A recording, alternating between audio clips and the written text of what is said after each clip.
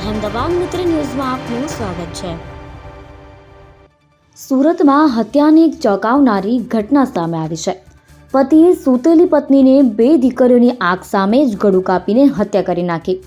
જો કે ઘટનાની જાણ થતાં જ તાત્કાલિક ગોડાદરા પોલીસ ઘટના સ્થળે દોડી ગઈ હતી। પોલીસે હાલ તો હત્યાનો ગુનો દાખલ કર્યો છે અને હત્યારા પતિની ધરપકડ કરી છે। ખાસ કરીને કામ બાબતમાં પતિ પત્ની વચ્ચે ચાલી રહેલી તકરારમાં પતિ દ્વારા ઘટનાને અંજામ આપ્યો હોવાનું પ્રાથમિક તપાસમાં સામે આવ્યું છે। પ્રાપ્ત જાણકારી અનુસાર સુરતમાં સામાન્ય બોલાચાલીમાં હત્યાની ઘટનાને અંજામ આપવાની ઘટનાઓ સતત વધી રહી છે। ગોડાદરા વિસ્તારમાં આવેલા દેવત ગામ ખાતે આવેલ સન્ડે લગુન એપાર્ટમેન્ટના C1302 ફ્લેટમાં જયસુખભાઈ લાખાભાઈ વાણિયા પત્ની નમ્રતા અને 2 દીકરીઓ સાથે રહેતા હતા। જયસુખભાઈ ઓનલાઈન એપ દ્વારા આવતા ઓર્ડરની ડિલિવરીનું કામ કરતા, જ્યારે પત્ની અન્ય જગ્યા પર ફિક્સ નોકરી કરતા। બંનેને કામ ધંધાને લઈને છેલ્લા ઘણા સમયથી તકરાર ચાલી રહી હતી। 2 દિવસ પહેલા પણ આ બાબતે ઝઘડો થયો હતો।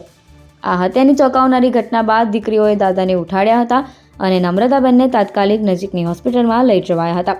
ત્યાંથી તેમને સ્મીમેર હોસ્પિટલ ખસેડાયા હતા, જ્યાં ફરજ પરના તબીબોએ નમ્રતાબેનને મૃત જાહેર કર્યા। આ અંગે તાત્કાલિક ગોડાદરા પોલીસને જાણ કરવામાં આવી અને તેમણે ગુનો નોંધી હત્યારા પતિની ધરપકડ કરી।